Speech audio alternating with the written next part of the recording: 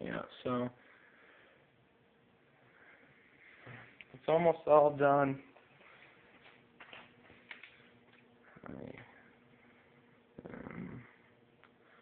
I got a new rear brake reservoir. The other one was kind of junk. Everything on it's fine now. And there's the motor, all rebuilt.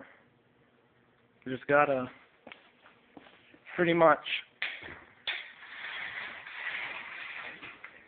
gotta just,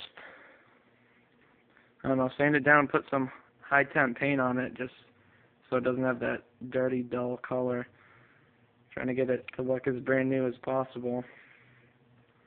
Other than that, it's pretty good. So, yep. Just as long as I get my, I'm just waiting on my shock to be rebuilt and get back here. So then I can really start putting everything back together, and then I'll have a video of it when it's done. So, yep.